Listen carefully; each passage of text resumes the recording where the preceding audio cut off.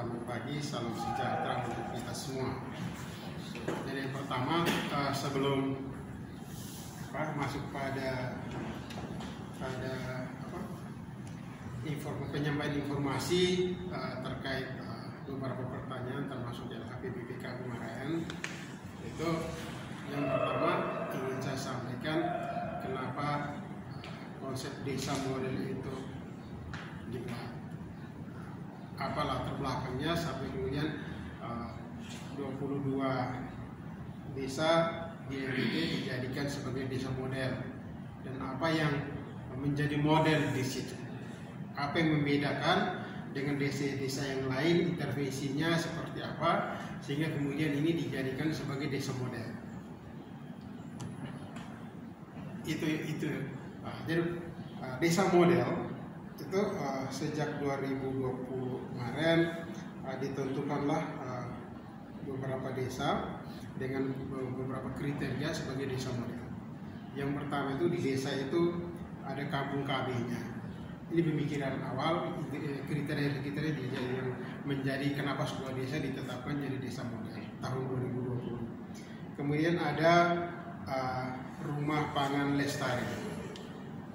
Kemudian ada beberapa indikator lain lagi, dan itu kemudian dari beberapa indikator itu kemudian ditetapkanlah desa-desa model sebanyak 25 desa di NTT di tahun 2020. Itu penetapannya. Nah, kemudian apa yang dibuat di sana sehingga itu menjadi model untuk suatu saat nanti jadi model pembelajaran untuk intervensi ke desa-desa yang lain. Itu yang pertama sesungguhnya bukan PMT-nya.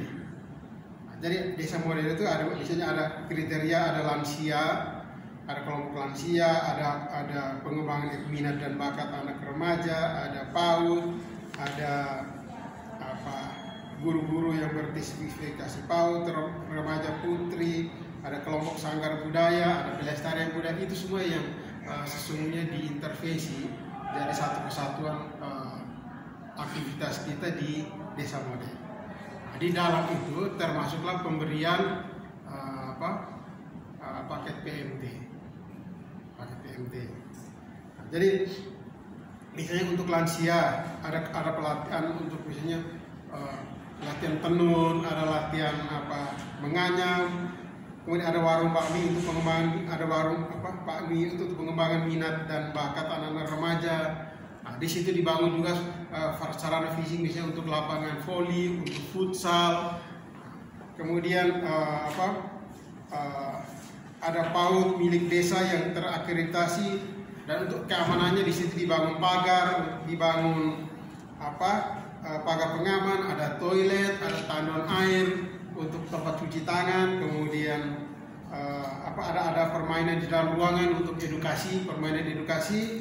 Nah, kemudian guru-guru PAUD itu juga tidak sekadar guru, tetapi kita dampingi, lengkapi persyaratannya, beri pembinaan supaya guru-guru PAUD itu guru-guru yang bersertifikat PAUD.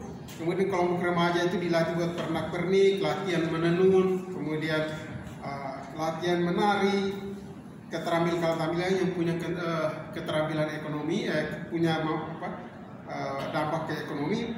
Kemudian kelompok sanggar budaya dan menari, ada bantuan alat-alat tradisional, alat musik tradisional, ada gitar, ada bantuan keyboard, ada untuk pelestarian budaya. Ini kira-kira item-item kegiatan yang dilakukan di sebuah desa yang ditetapkan sebagai desa model.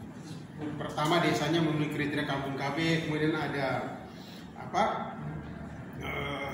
rumah pangan lestari dan beberapa indikator lain. Kemudian kegiatan-kegiatannya termasuk di PMT. Nah, kemudian pertanyaan yang menjadi menarik, seperti yang ditanyakan Om Fabi tadi, kenapa di situ kalau sesuai juknisnya kan hanya dikasih ke ibu menyusui, anak-anak yang anak balita kurus yang kek itu, kenapa tidak itu saja?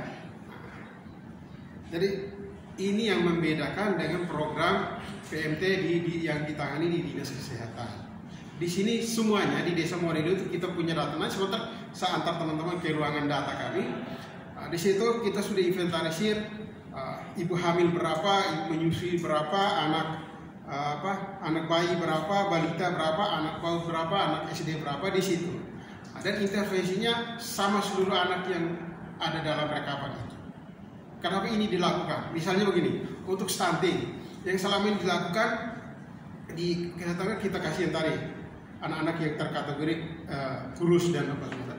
Tapi ini di desa ini karena desa model, kita beri intervensi, kita tidak campur tangan kepada ketika saat melakukan. Nah, tapi ketika terjadi pembuahan dan hamil, di situ kita intervensi. Intervensi berdasarkan data ibu hamil yang ada di desa itu. Kenapa ini dilakukan? Karena kita ingin supaya penanganan bayi stunting itu intervensi sejak dalam kandungan. Dan itu kita tidak membedakan yang hamil ini, yang ini jangan, yang ini bentuk perhatian pemerintah. Semua yang terdata hamil kita intervensi dengan program ini. Semua yang menyusui kita beri intervensi. Semua anak-anak yang dalam desa model, bayi, balita, anak PAUD, anak SD kita intervensi dan beri perhatian yang sama. Karena ini konsep pemberdayaan di desa model. Kenapa ini dilakukan? Karena penanganan stunting kita mulai dari dalam rahim. Supaya kita berharap suatu saat nanti bayi yang lahir itu, bayi yang tidak menjadi pencetus untuk anak-anak kita yang stunting. Ini kita intervensi dari apa? Sejak hamil. Itu kira-kira motivasinya kenapa sampai ibu hamil juga kita beri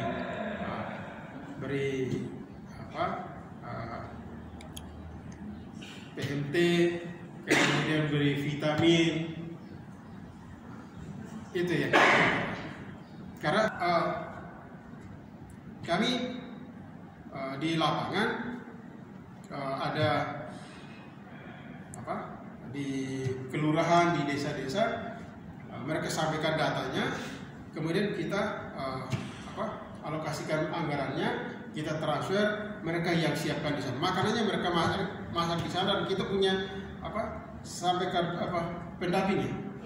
Kita CS di sana untuk dampingi barang ini, bahkan sampai setelah makan di situ masak, kemudian makan di situ, sampahnya pun ada petugas yang kumpulkan di sana. Sehingga setelah semua aktivitas pemberian makan push, misalnya makanan tambahan misalnya, tidak meninggalkan sampah di tempat kegiatan itu. Semuanya kita lakukan secara sistematis di sana. Itu kira-kira. Jadi dalam kirim uangnya ke sana berdasarkan data yang dikasih, berdasarkan menu yang dikasih, kita kirim datanya ke sana. Mereka beli bahannya di desa. Kelurahan desa yang. Iya, mereka beli bahannya di sana, masak sendiri di sana. Bahannya bahan makanan segar, kita tidak pakai. Dan makanannya tidak makan ini taruh di dos gitu, tidak ada urusan di dos gitu. Mereka bawa piring makan, kita sendok di piring dan mereka makan di situ. Jadi tidak ada makanan instan. Tidak ada makanan instan. Nanti kalau teman-teman kita tunjukkan fotonya saja bagaimana anak-anak ini bawa piring terus dimasak satu. Kemarin 2 minggu lalu saya dengan Komisi 4 pergi di desa di Selama Mungkin Bersih Perharapan. Di situ ini bagaimana kita ini pimpinan Komisi 4 turut ini goreng sayur di situ, Pak Nelson, Pak Vision Patang, makanan segar. Bahkan ada kegiatan lain di sini ini untuk kita siapkan bibit sayur, jenis sayur apa, bagi di sana, mereka tanam, kemudian panen, itu dijadikan jenis makanan. Telur ayam dari KUB ayam kampung. Jadi semuanya tidak pakai siap saji, tidak, semua dimasak di situ oleh ibu-ibu, kemudian dibagikan kepada anak-anak piring ditaruh. Itu kira-kira. Nanti setelah itu mereka sampaikan SPJ-nya di kami. Itu SPJ itu menjadi dasar kita alokasikan dana bulan berikutnya. Itu Dalam setahun berapa bulan itu? Dalam setahun kemarin 10 bulan, 1 bulan 20 hari. 20 hari itu Senin sampai Jumat. 55 hari 1 minggu. Begitu. Kita dananya kita salurkan, tapi koordinasinya PMD ke PMD provinsi ke PMD kabupaten, PKK provinsi ke PKK kabupaten, terus sampai ke desa pelaksana. Jadi duanya ini kita jalan sinkron. Tapi semua kegiatan ada di kami. Anggaran semuanya ada di dinas PMD. Kita bayar rekening ke PKK di desa.